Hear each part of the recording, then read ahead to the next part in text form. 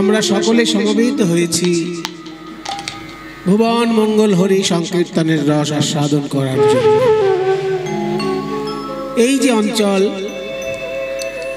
এই অঞ্চলে আমি প্রায় 25-30 বছর আগে বেশ কয়েকবার কীর্তন গাইতে এসেছিলাম। এইখানেই, এই আশেপাশেই কৃপাসিন্ধু মণ্ডল বলে কোনো একজন ভক্তের বাড়িতে, সর্দার কৃপাসিন্ধু সর্দার, তার বাড়িতে কীর্তনের আসর হতো।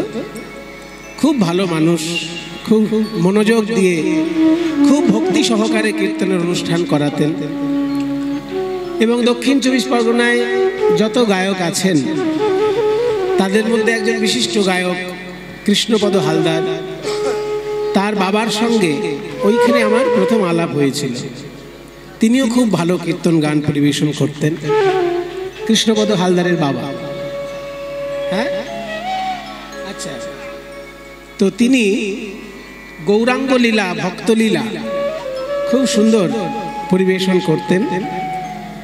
তা 25-30 বছর আগের কথা বলছি। সেই সময়কার যারা শ্রোতা আছেন, এই তো অনেকেই আছেন দেখছি সেই সময়কার শ্রোতা, তারা উপলব্ধি করছেন। আর যারা অল্প বয়সের শ্রোতা তারা দেখছে যে আমরা যেমন কীর্তন শুনতে ভালোবাসি, আমাদের যারা কাকা জ্যাঠা তারাও কিভাবে তখন কীর্তন শুনতেন। তা সেই কৃপাসিন্ধু বাবুর বাড়িতে বেশ কয়েক বছর আসার সুযোগ হয়েছিল। সে অনেক কাল আগের কথা বলছি, 25-30 বছর আগের কথা বলছি। তার মধ্যে আর সাধারণত আমি আশেপাশে আসতে পারিনি, কিন্তু যিনি আমাকে এইখানে নিমন্ত্রণ করেছেন তিনি নিজে একজন কীর্তন গায়ক, সুজিত বাবু, যার পরিচালনায় আপনারা সকলে মিলে সহযোগিতা করে এত বড় কীর্তনের অনুষ্ঠানের ব্যবস্থা করেছেন। তার এত আন্তরিকতা, তার যে বাসস্থান আপনারা দেখেছেন, তাকে আপনারা সবাই চেনেন, কিন্তু তিনি মনে প্রাণে ভালোবাসেন ভগবানের গুণগান। তাই কত বড় বড় গায়ককে নিমন্ত্রণ করে তিনি এইভাবে কীর্তন পরিবেশন করাচ্ছেন। আপনাদের সকলের আশীর্বাদ যেন তার উপর ঝরে পড়ে। সে, তার ভাই, তার পরিবারের সবাই এক সূত্রে বাঁধা এই কীর্তন গানের জন্য। এবং তিনি একা নন, আপনারা সকলে তার সঙ্গে আছেন বলেই এত সুন্দর একটি কীর্তনের রূপ দান করা সম্ভব হয়েছে।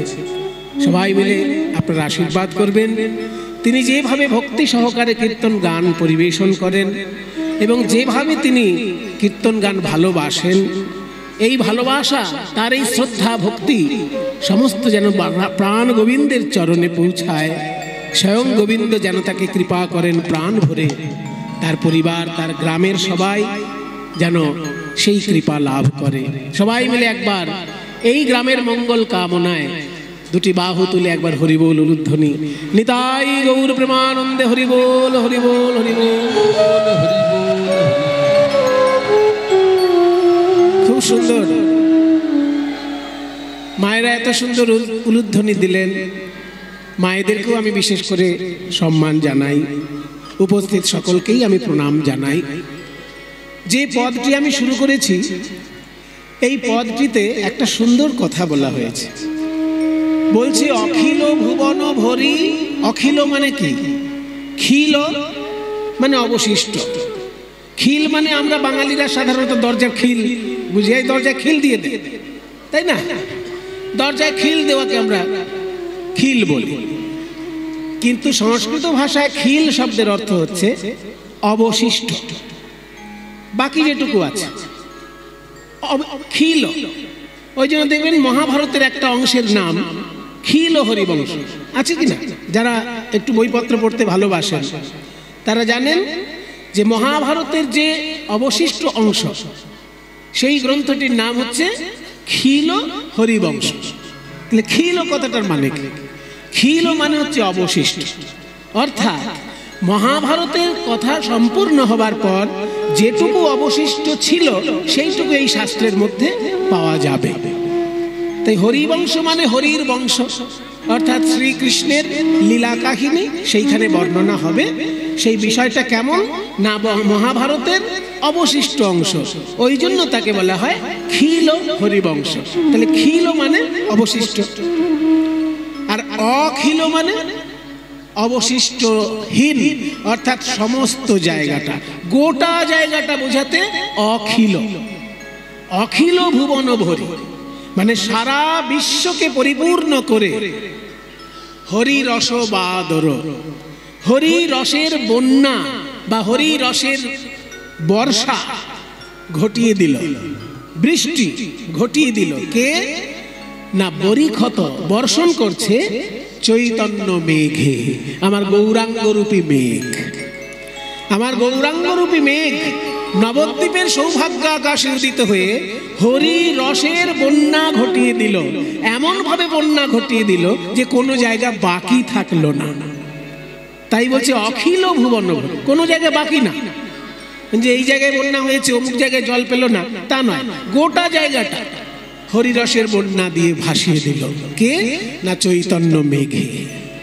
গৌরাঙ্গ মহাপ্রভু যেন প্রেমের মেঘ, আর সেই প্রেমের মেঘ থেকে প্রেমের বৃষ্টি এমন ভাবে হলো যে সারা বিশ্ব যেন পরিপূর্ণ হয়ে গেল, থই থই করছে প্রেমে। আকাশে যদি মেঘ ওঠে বাবা, সাধারণ লোকে বিরক্ত হয় যে এই বাবা মেঘলায় ভালো লাগে নাকি, এক্ষুনি জল হবে, কাদা পেছানি হয়ে যাবে, রাস্তায় বেরোবো কি করে, অনেকে বিরক্ত হয় আকাশে মেঘ দেখলে। কিন্তু আকাশে মেঘ দেখলে এক রকমের প্রাণী আছে, তারা খুব আনন্দ পায়। জীবনে যদি সে আকাশে না উড়ে, মেঘ উঠলেই সে আকাশে উঠবে। সে কে? সে হচ্ছে চাতক পাখি। চাতক পাখি সারা বছর অন্য কোনো জল খায় না। আপনি পয়সা দিয়ে কিনে বিসলারি ওয়াটার কিনে খাবেন, দোকানের বোতল ভরা জল আপনি পয়সা দিয়ে কিনে খাবেন, কিন্তু চাতক পাখিকে কি খাওয়াতে পারবেন? আপনি খেতে পারেন পয়সা দিয়ে কেনা বোতলের জল, চাতক পাখিকে লক্ষ টাকা দিয়ে কিনে দিলেও সে বোতলের জল খাবে না। সে আকাশের দিকে তাকিয়ে থাকবে, কখন একবার বৃষ্টি হবে, আমি সেই জল ছাড়া অন্য জল খাই না। তাই গৌরাঙ্গ মহাপ্রভু রূপী মেঘ যখনই আকাশে উদয় হলো, অমনি ভকত চাতক যত, ভক্ত রূপী চাতক পাখি যারা, সেই প্রেম পিবি পিবি অবিরত। ভক্ত চাতক যত, প্রেম পিবি পিবি অবিরত। তারাই অনুক্ষণ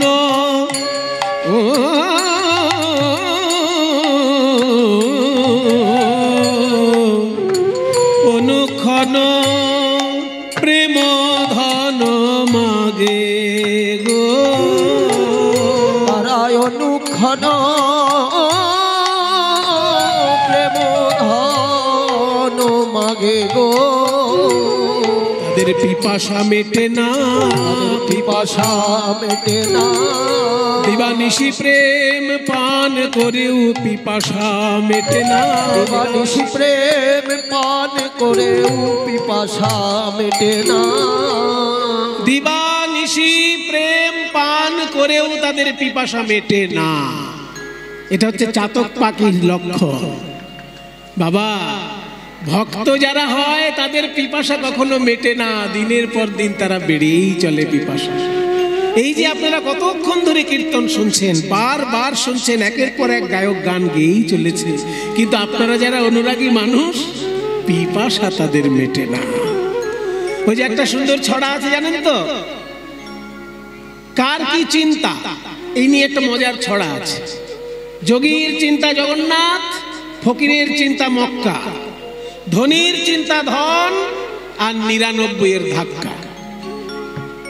মানে যোগীর চিন্তা জগন্নাথ, যোগী বাবা ভাবে যে আমি কবে একবার রথযাত্রায় গিয়ে জগন্নাথের রথের দড়ি ধরে টানবো, আমার মুক্তি লাভ হবে। কাজে যোগীর চিন্তা জগন্নাথ। আর ফকিরের চিন্তা, ফকির বাবা ভাবে যে লোকে যদি আমাকে 1 টাকা ভিক্ষা দেয়, আমি 8 আনা খাবো আর 8 আনা জমিয়ে রাখবো।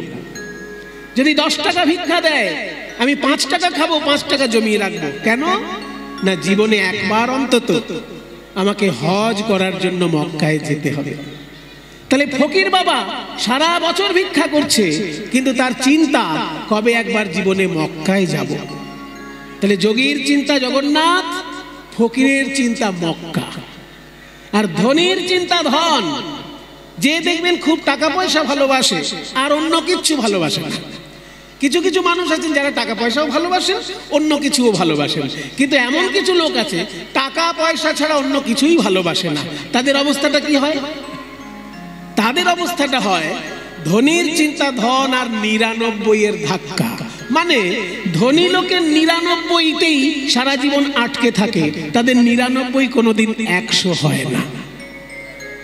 মানে কোন ধনী লোক যদি 1 কোটি টাকা জমায়, সে ভাবে 1 কোটি টাকা আবার একটা টাকা হলো, ওটা 10 কোটি হলে ভালো হয়। যেই 10 কোটি হলো, 10 কোটিতে আর কি হবে, যা দাম বাড়ছে জিনিসের, ওটা 100 কোটি হলে ভালো হয়। তার মানে তার 1 কোটিতেও অভাব, 10 কোটিতেও অভাব, 100 কোটিতেও অভাব। তার মানে তার 99 কোনোদিন 100 হচ্ছে না। তাই বলছে ধনীর চিন্তা ধন আর 99 ধাক্কা। মানে ধনী লোকের 99 কখনো 100 হতে চায় না, যতই পয়সা জমা তার 99 থেকে যায়। এটা কিন্তু ভালো লক্ষণ, আমি বলবো কিন্তু এটা ভালো লক্ষণ। কেন বলুন তো? কোন ধনী যদি ভাবে যে আমার যা দরকার ছিল আশা মিটে গেছে, তার কিন্তু আর সমৃদ্ধি হবে না। সমৃদ্ধি বজায় রাখতে গেলে 99টাকেই বাঁচিয়ে রাখতে হবে। যে যে বিষয়ে ধনী, সে সেই বিষয়ে 99তে যেন আটকে থাকে, তবে সে আরো এগিয়ে যাবে, তা নাহলে তার এগোনো আর হবে না। যে মনে করুন ভক্তি ধনে ধনী, তারও কিন্তু 99 কোনোদিন 100 হতে চায় না। এই যে আপনাদের মতন কীর্তন অনুরাগী মানুষ যারা, তারা কখনো কি বলেন যে অনেক কীর্তন শুনেছি আর শুনবো না? যতই আপনারা কীর্তন শুনুন না কেন, আপনাদের ভিতরে ওই স্পৃহা কখনো কমে যায় না। কারণ ধনী লোকের ধন যেমন 99তে 100 হয় না, তেমনি প্রেম ধনে ধনী যারা, তাদেরও 99 কোনোদিন 100 হয় না। দেখবেন যারা ভক্ত প্রতি বছর একবার করে বৃন্দাবন যাচ্ছে, এবার আপনি বলবেন তাকে, ও দাদা আপনি তো প্রত্যেক বছর বৃন্দাবন যান, সামনের বছরটা না গেলে হবে না? বলে না ভাই, সামনের বছরও আমাকে যেতে হবে। তারপরের বছর? বলে তারপরের বছরও আমি যাব। তার মানে কি? সে ভক্তি ধনে ধনী, তার ভক্তিটা 99 হয়ে গেছে, কোনোদিন তার 100 হবে না। কারণ সে ভক্তিতে এত আনন্দ পেয়েছে যে সে থামতে শেখেনি, সে শুধু এগিয়ে যেতে শিখেছে। তাই প্রেম ধনে ধনী যারা, তাদেরও 99 কখনো 100 হয় না। দিন রাত গৌরাঙ্গ মেঘ থেকে তারা প্রেম সুধা পান করছে, তবু পিপাসা তাদের মিটছে না, পিপাসা তাদের মিটছে না। আমার গৌরাঙ্গ মেঘের জন্মদিনটা কবে? উমা জন্মদিন দোল পূর্ণিমা। সবাই যেদিনকে রং খেলে, সেদিন গৌরাঙ্গ মহাপ্রভু জন্ম নিয়েছেন। কেন না? রং ধরানোর জন্য তিনি এসেছেন। কোন রং? ভক্তির রঙে সকলকে রাঙাবেন বলে তিনি রঙের পূর্ণিমাটা বেছে নিয়েছেন। মানুষের মন বর্ণহীন হয়ে গেছিল সংসারের চাপে পড়ে, কলিযুগের জ্বালায় যন্ত্রণায়, সংসারের বিভীষিকায় প্রত্যেকটি মানুষের মন একেবারে রং শুকিয়ে ফ্যাকাশে হয়ে গেছে। সেই ফ্যাকাশে জীবনটাকে বর্ণে বর্ণে রঞ্জিত করার জন্য ওই রঙের পূর্ণিমার দিন গৌরাঙ্গ মহাপ্রভু এলেন। ফাল্গুনী পূর্ণিমার তিথি, মেঘের জনম তিথি। ওই ফাল্গুনী পূর্ণিমার তিথি, মেঘের জনম তিথি। পূর্ণিমার দিনে কেন গৌরাঙ্গ জন্মালেন? আগের দিনটাতেও জন্মাতে পারতেন, পরের দিনটাতেও জন্মাতে পারতেন, ঠিক পূর্ণিমাটাই বেছে নিলেন কেন? একটা ছোট্ট হিসেব আপনারা মনে রাখুন মায়েরা, শ্রীকৃষ্ণের জন্মদিন কবে? সবার জানা আছে, তবু বলছি, শ্রীকৃষ্ণের জন্মদিন কবে গো? জন্মাষ্টমী বলে দিলে তো একটা জেনারেল কথা বলা হয়ে গেল। কোন মাসের অষ্টমী? হ্যাঁ, ভাদ্র মাসের কৃষ্ণপক্ষের অষ্টমীতে শ্রীকৃষ্ণের জন্ম। আবার ভাদ্র মাসের এই শুক্লপক্ষের অষ্টমীতে রাধারানীর জন্ম। শ্রীকৃষ্ণের জন্ম অষ্টমী, রাধারানীর জন্ম অষ্টমী। 8 আর 8 দুটো অষ্টমী মিলে ষোলো কলায় পরিপূর্ণ চাঁদ, চাঁদ উদিত হয় পূর্ণিমার দিনে। বলে 8 আর 8 তো 16 হয়, কিন্তু পূর্ণিমার তিথিটা তো 15। অমাবস্যার পরের দিন থেকে চাঁদের তিথি গণনা হয়। তাহলে অমাবস্যার পরের দিন যে চাঁদ উঠলো প্রথম, যদিও সেই চাঁদটা দেখা যায় না, কিন্তু তিথি ধরা হয়। অমাবস্যার পরের দিনটা প্রথম চাঁদের উদয় হয়, কিন্তু সেই চাঁদ দেখা যায় না চোখে, এতই সরু চাঁদ ওঠে যে দেখা যায় না। সেই তিথিটাকে বলা হয় প্রতিপদ। দ্বিতীয় দিনটাকে বলা হয় দ্বিতীয়া, তৃতীয় দিনটাকে বলা হয় তৃতীয়া, চতুর্থী, পঞ্চমী, ষষ্ঠী, সপ্তমী, অষ্টমী, নবমী, একাদশী, দ্বাদশী, ত্রয়োদশী, চতুর্দশী পূর্ণিমা। অমাবস্যার পরের দিন থেকে 15টা দিন ধরে যে পূর্ণিমায় পরিপূর্ণ চাঁদ হয়, এটা কিন্তু পুরোটা পরিপূর্ণ নয়। আকাশের চাঁদ যেটা আমরা দেখি সেটা 15 কলায় পরিপূর্ণ। আমরা কোনোদিনই 16 কলায় পরিপূর্ণ চাঁদ দেখতে পাই না। আকাশে থাকে 15 কলায় পরিপূর্ণ চাঁদ, আর সরু 1 কলা চাঁদ থাকে শিব ঠাকুরের মাথায়। ওইটা হচ্ছে চাঁদের অবশিষ্ট অংশটা, যে অংশটা আপনারা শিব ঠাকুরের মাথায় দেখতে পান। ওই এক খালি সরু চাঁদ, ওই চাঁদটা নিয়ে আকাশের চাঁদের সঙ্গে যদি যুক্ত করা যেত কখনো, তবে পরিপূর্ণ 16 কলায় পরিপূর্ণ চাঁদ। আমরা বলি 16 কলায় পরিপূর্ণ চাঁদ, কিন্তু চোখে আমরা কোনোদিন 16 কলায় পরিপূর্ণ চাঁদ দেখতে পাই না। চোখে আমরা যেটা দেখি সেটা 15 কলায় পরিপূর্ণ চাঁদ, আর 1 কলা চাঁদ রয়েছে শিব ঠাকুরের মাথায়। কিন্তু গৌরাঙ্গ মহাপ্রভু যেহেতু রাধা কৃষ্ণের মিলিত তনু, তাই কৃষ্ণের জন্ম অষ্টমী তিথিতে, রাধারানীর জন্ম অষ্টমী তিথিতে, রাধা কৃষ্ণের মিলিত তনু, তাই পূর্ণিমা তিথিতে গৌরাঙ্গ মহাপ্রভু পরিপূর্ণ চাঁদ। ফাল্গুনী পূর্ণিমার তিথি মেঘের জনম তিথি, ওই ফাল্গুনী পূর্ণিমার তিথি মেঘের জনম তিথি। সেই মেঘে করল বাদর গো, সেই মেঘে করল বাদর গো। বন্যা হলে একটা কি হয় বলুন তো? এই যে আমরা যেখানে দাঁড়িয়ে কীর্তন গাইছি, এটা উঁচু জায়গা, 4 ফুট মতো উঁচু হবে কি না? আর আপনারা যেখানে কীর্তন শুনছেন নিচু জায়গা, তাহলে এটা উঁচু, ওই আসনটার নিচু।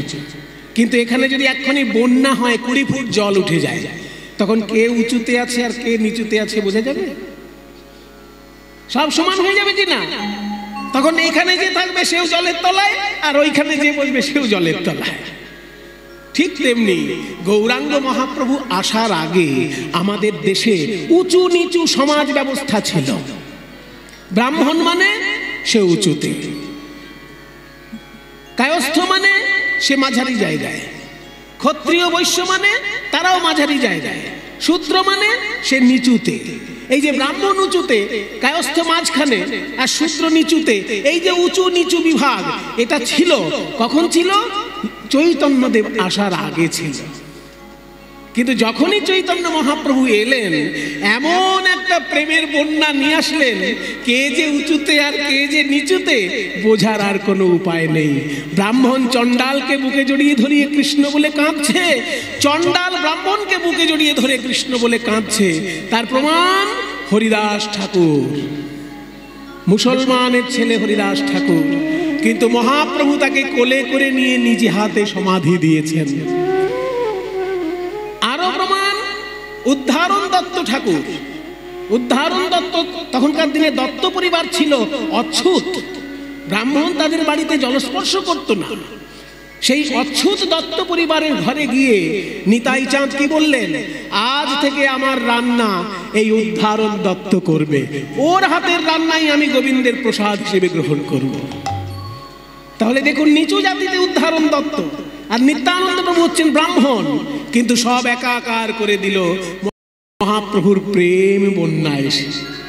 তাই পদকর্তা বলছে, উঁচা নিচা যত ছিল প্রেম জলে ভাসাইল।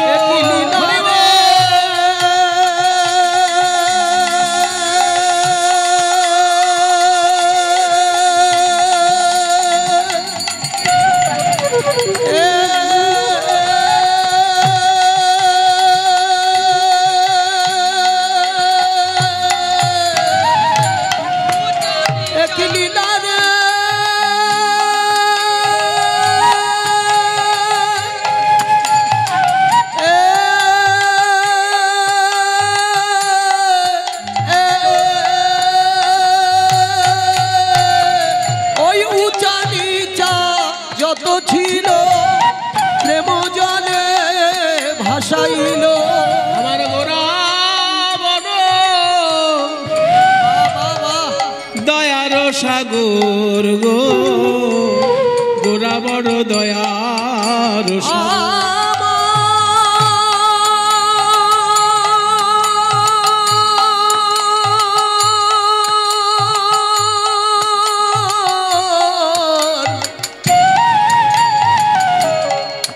আমার গোরা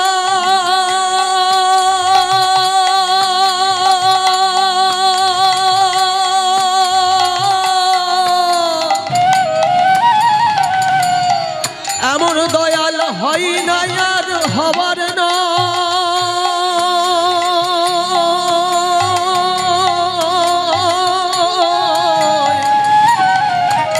তোমরা বিচার করে দেখতে পারো, গোরা বড় দয়ার সাগর। প্রত্যেকটি জিনিসের একটা নিজস্ব ধর্ম আছে বাবা। যারা বিজ্ঞান পড়েছেন, ফিজিক্স, কেমিস্ট্রি, জীবন বিজ্ঞান, বিজ্ঞান যারা পড়েছেন তারা জানেন তরল পদার্থের একটা ধর্ম আছে, কঠিন পদার্থের একটা ধর্ম আছে, গ্যাসীয় পদার্থের একটা ধর্ম আছে। তরল পদার্থের ধর্ম কি? তরল পদার্থের সাধারণ ধর্ম কি? যারা বিজ্ঞান পড়েছে তাদেরই জানা আছে, এখনো তো মনে পড়ছে না। পড়েছেন আপনারা সবাই, কারণ মাধ্যমিকে তো পড়েছেন, আমিও পড়েছি। তরল পদার্থের স্বভাব হলো উপরের দিক থেকে নিচে যাওয়া। এই যে আমরা গঙ্গা জল, গঙ্গা উৎপন্ন হয়েছে কোথায়? হিমালয় পর্বতের মাথায়, গোমুখে উৎপন্ন হয়েছে। গোমুখ থেকে গঙ্গোত্রী হয়ে, হরিদ্বার হয়ে, এলাহাবাদ হয়ে, বেনারস হয়ে, বিহারের উপর দিয়ে তবে আমাদের বাংলায় গঙ্গা আসছে। তাহলে গঙ্গার উৎপত্তি হিমালয় পর্বতে, আর গঙ্গার নিষ্পত্তি দক্ষিণ 24 পরগনায় গঙ্গা সাগরে গিয়ে। উঁচু থেকে উৎপন্ন হয়ে গঙ্গা নিচের দিকে যাচ্ছে, কারণ সে তরল পদার্থ। তরল পদার্থের স্বভাব উঁচু থেকে নিচেতে যাওয়া। আর প্রেম যেহেতু তরল পদার্থ, প্রেম কঠিন নয়, তাই সে উঁচু থেকে নিচের দিকে আসে। যারা অহংকার অভিমানের মঞ্চ ত্যাগ করে নিচে নামতে পেরেছে, তাদের হৃদয়ে প্রেম এসে জমাট বাঁধে। এটা প্রেমের স্বভাব। কিন্তু বাবা, কিছু কিছু লোকের এমন স্বভাব আছে, হাজার বোঝানো সত্ত্বেও সে অহংকার ত্যাগ করতে পারে না, অভিমানের মঞ্চ থেকে সে নিচে নামতে পারে না। তাহলে তারা কি কোনোদিনই প্রেম পাবে না? বদকর্তা বলছে নিশ্চয়ই পাবে, তারাও প্রেম পাবে। যারা নিচে নামতে পারে না তাদের কাছেও জল পৌঁছায়, জলে যদি যন্ত্র যোগ হয়। মনে করুন উঁচু উঁচু ফ্ল্যাটে যারা বাস করে, 10 তলা 15 তলা ঘরে যে আছে, সেই ঘরে কি জল পৌঁছাবে না? জলের পাইপ লাইনে যদি একটা মোটর ফিট করা থাকে, মোটর ফিট করা থাকলে জল নিচে থেকেও কিন্তু উপরে গিয়ে 5 তলা হোক আর 10 তলা হোক, ঠিক ঘরে ঘরে জল পৌঁছে যাবে। তাহলে তরল পদার্থে যদি যন্ত্রযোগ হয়, তাহলে সে নিজ ধর্ম ত্যাগ করে ধর্মের বিপরীতে গিয়ে সে উপরে ওঠে। ঠিক তেমনি ভাবে যারা অহংকার অভিমান ত্যাগ করতে পারলো না, মহাপ্রভু তাদের জন্য প্রেমের ব্যবস্থা করলেন। কিভাবে না, এক একজন ভক্তরূপী যন্ত্র প্রস্তুত করে তাদের মাধ্যমে প্রেম সর্বস্তরে পৌঁছে দিলেন ভগবান। তাই বলছে জীবেরে করিয়া যন্ত্র হরিনাম মহামন্ত্র। ওই জীবেরে করিয়া যন্ত্র হরিনাম মহামন্ত্র।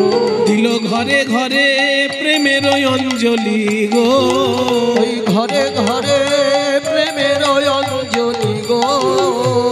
তাতে ফল হলো কি? অধম দুর্গত যত তারাও হইল ভাগবত। ওই অধম দুর্গত যত তারা হইল ভাগবত। বাড়িল গৌরাঙ্গ ঠাকুরালি গো, তারা হইল ভাগবত। বাড়িল গৌরাঙ্গ ঠাকুরালি, তারা হইল ভাগবত। বাড়িল গৌরাঙ্গ ঠাকুরালি। আরো শুনবে গৌরাঙ্গ আসার ফলে কি হলো? পদকর্তা বলছে জগাই মাথায় পাপী ছিল, তারাও প্রেমে উদ্ধারিল। ওই জগাই মাধাই পাপী ছিল, তারাও প্রেমে উদ্ধারিল। হেন জীবে বিলাবল দয়া গো, হেন জীবে বিলাবল দয়া গো। এই দাসে শিবানন্দে বলে আমি মিছে রইনু মায়া জালে। ওই দাস শিবানন্দে বলে মিছে রইনু মায়া জালে। মহাপ্রভু মনে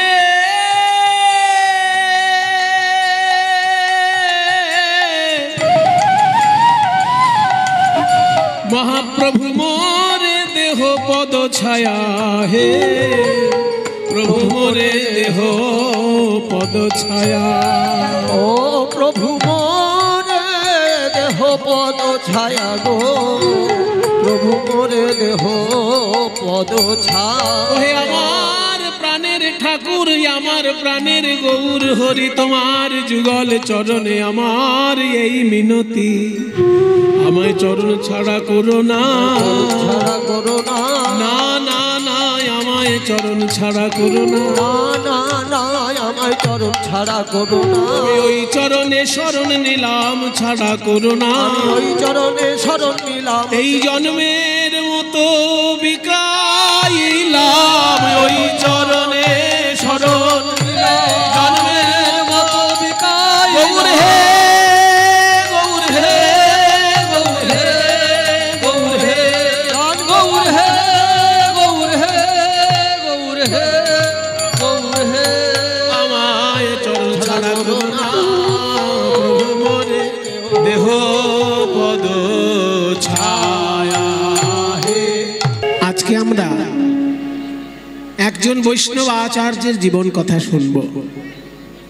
মায়েরা, এই যে সারা পৃথিবীতে কীর্তন গানের রস আজকে ছড়িয়ে পড়েছে, এই কীর্তন গানের রস আমরা কার কাছ থেকে পেলাম, আজকে তার কথা শুনব। একটা জিনিস জানবেন যে জন্ম দিলেই কিন্তু পিতামাতা হওয়া যায় না। সুশিক্ষা না পেলে সে কিন্তু বড় হয় না, মানুষ হয় না। শ্রীকৃষ্ণ জন্মগ্রহণ করেছিলেন দেবকীর গর্ভে, কিন্তু মানুষ হয়েছিলেন মা যশোদার কোলে।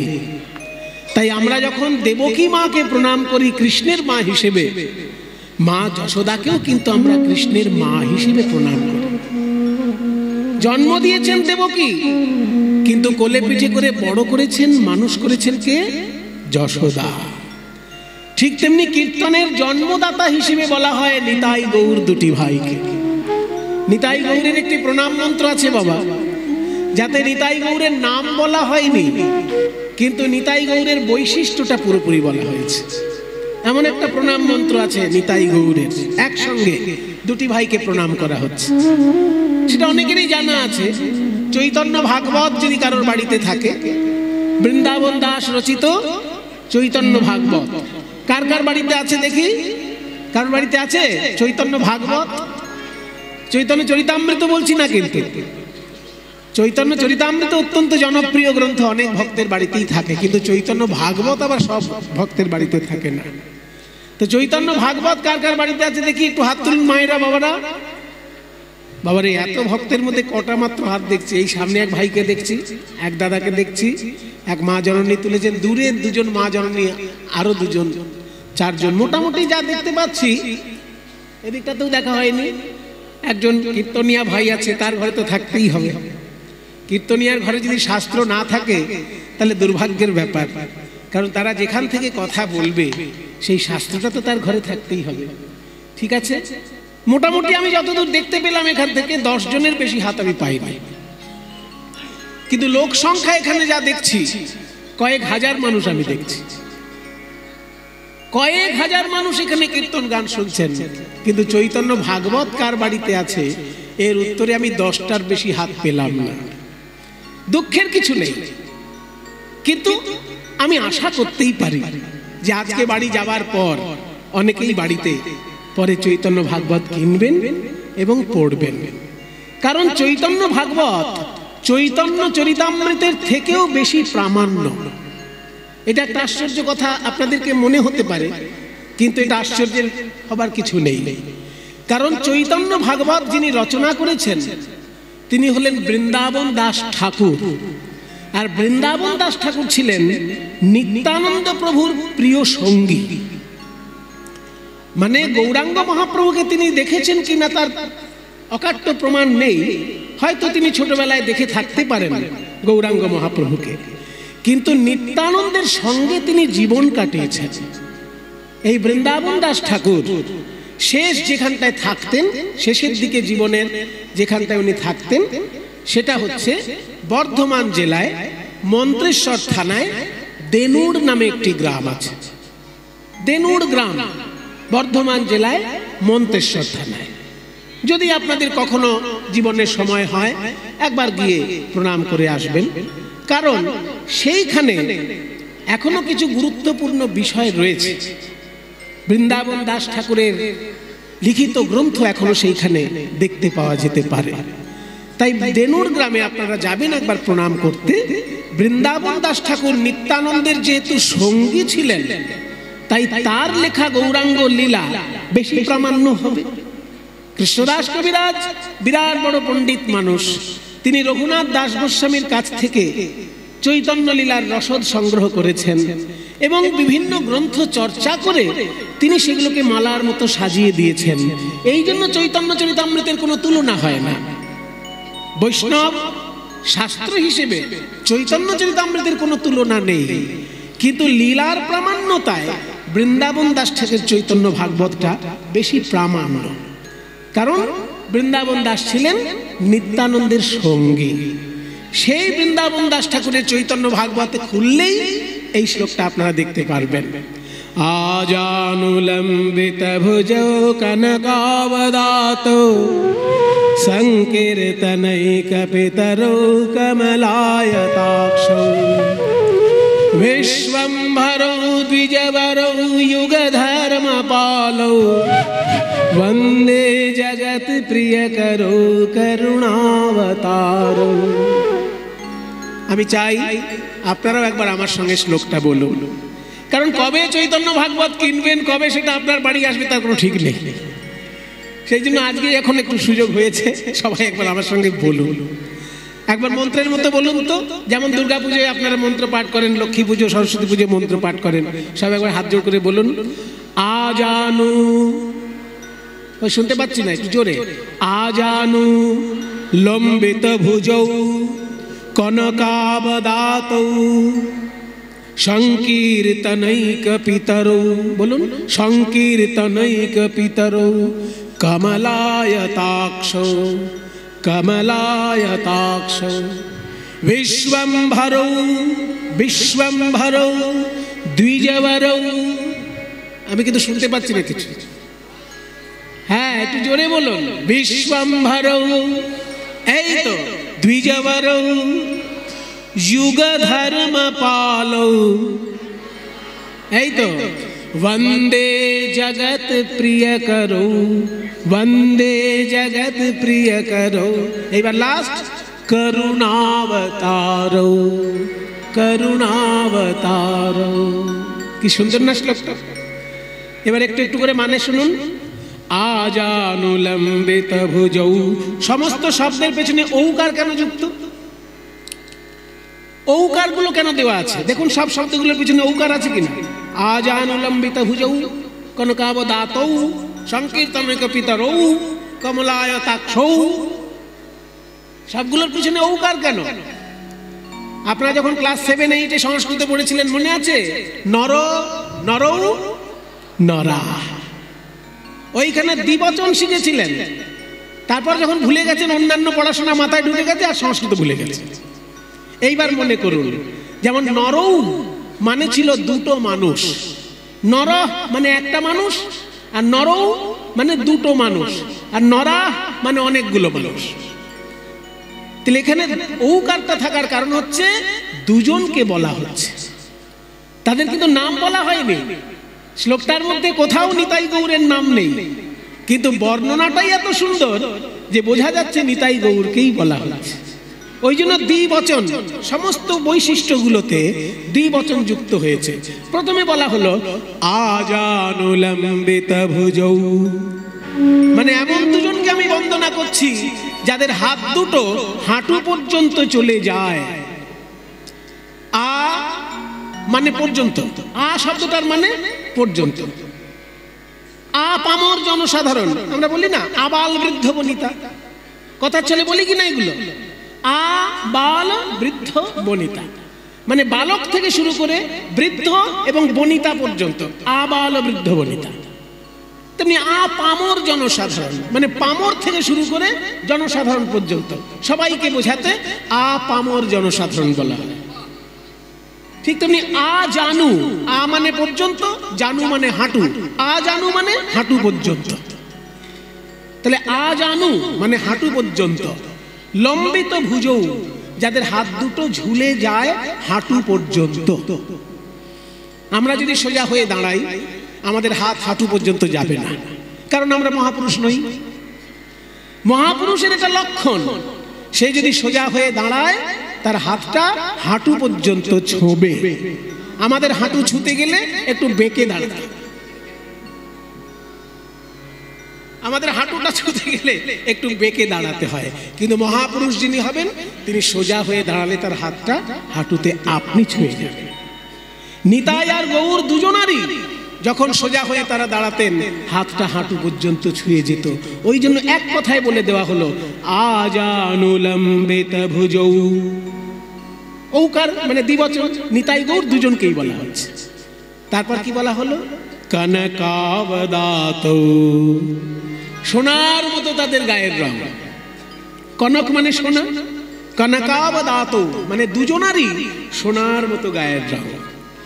সংকীর্তনৈক পিতরৌ, সংকীর্তন এক পিতরৌ, সন্ধি করলে সংকীর্তনৈক পিতরৌ মানে সংকীর্তনের একমাত্র তারা পিতা এবং মাতা। পিতরৌ মানে দুজন পিতা বলা হয় না, এটা সংস্কৃত ভাষার মজা। যখনই পিতরৌ কথাটা হবে ধরে নিতে হবে যে পিতা এবং মাতা দুজনকে একসঙ্গে বলা হচ্ছে। কাজেই সংকীর্তনৈক পিতরৌ মানে নিতাই আর গৌর হচ্ছেন সংকীর্তনের পিতা এবং মাতা। সংকীর্তনৈক পিতরৌ কমলায়তাক্ষৌ, কমলায়তাক্ষৌ, কমল মানে পদ্মফুল, আয়ত মানে বিস্তীর্ণ, পদ্মফুলের মতো বিস্তীর্ণ দুটি অক্ষি, অক্ষি মানে চোখ। নিতাই গৌরের দুজনের চোখ দুটো এত সুন্দর বিস্তীর্ণ যেন পদ্মফুলের পাপড়ির মতো দেখাচ্ছে। কমলায়তাক্ষৌ। এবার কি বলা হচ্ছে বিশ্বম্ভরৌ। আমরা জানি গৌরাঙ্গ মহাপ্রভুর একটা নাম বিশ্বম্ভর, কিন্তু এই শব্দটা নাম হিসেবে প্রয়োগ না করে বিশেষণ হিসেবে প্রয়োগ করা হচ্ছে।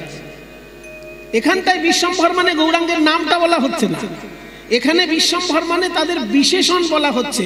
নিতাইও বিশ্বম্ভর, গৌর বিশ্বম্ভর। বিশ্বম্ভর মানে কি না বিশ্বের ভরণ পোষণ করার মতন ক্ষমতা তাদের আছে। তারা বিশ্বের ভরণ পোষণ করার জন্য এসেছে।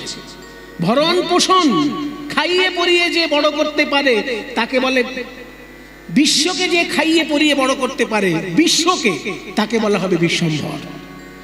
আমার নিতাই আর গৌর আমাদেরকে খাইয়ে পরিয়ে বড় করছেন। কই খাওয়াচ্ছেন? কই আমাকে ভাত খাওয়াচ্ছেন না চাটনি খাওয়াচ্ছেন? ভাত রুটি তরকারি নয়, আমার আধ্যাত্মিক খাবার দিচ্ছেন। আমি তো শুধু একটা পশু নই যদি শুধু খেলেই আমার পেট ভরবে, আমি একটা মানুষ, আমার ভিতর আধ্যাত্মিক ক্ষুধা আছে, সেই আধ্যাত্মিক ক্ষুধা দূর করছেন নিতাই গৌর।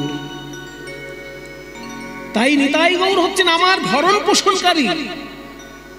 আমি একটা মানুষ, আমার পেটে খাবার যেমন দরকার তেমনি আমার বুদ্ধিতেও খাবার দরকার, তেমনি আমার হৃদয়েও খাবার দরকার। বুদ্ধির খাবারের জন্য যুক্তিশাস্ত্র আর হৃদয়ের খাবারের জন্য সাহিত্য শাস্ত্র, দুটো খাবার আলাদা। বুদ্ধির খাবারের জন্য যুক্তিশাস্ত্র আর হৃদয়ের খাবারের জন্য সাহিত্য সঙ্গীত, এগুলো হৃদয়ের খাবার। তাই আমাকে খাইয়ে পরিয়ে মানুষ করার জন্য নিতাই গৌর এসেছেন। ওই জন্য বলা হচ্ছে বিশ্বম্ভরৌ, বিশ্বের ভরণ পোষণকারী দুটি ভাই। বিশ্বম্ভরৌ, আবার দ্বিজবরৌ। দ্বিজ, একদিকে দ্বিজ মানে ব্রাহ্মণ, দ্বিজ মানে দুবার জন্ম যার। ব্রাহ্মণের দুবার জন্ম ধরা হয় কেন না, তার পৈতে হয় যেহেতু। পৈতে যারই হবে তাকেই দুবার জন্ম ধরা হবে। পৈতে শুধু কিন্তু ব্রাহ্মণের হয় না।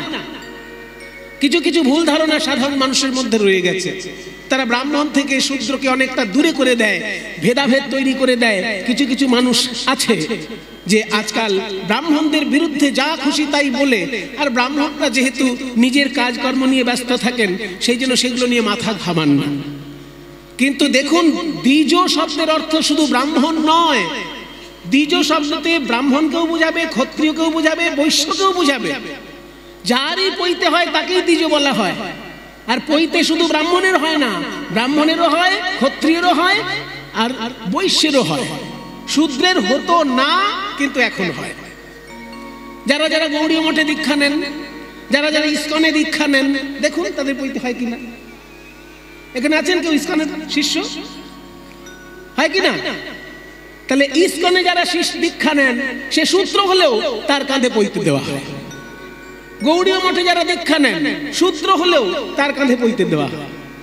তাহলে হয় না, এটা কে বলেছে? তোরা আগে ভালো করে জান, তারপর নিন্দে কর। বিষয়টা পুরোপুরি জানবি তবে তো কথা বলবি।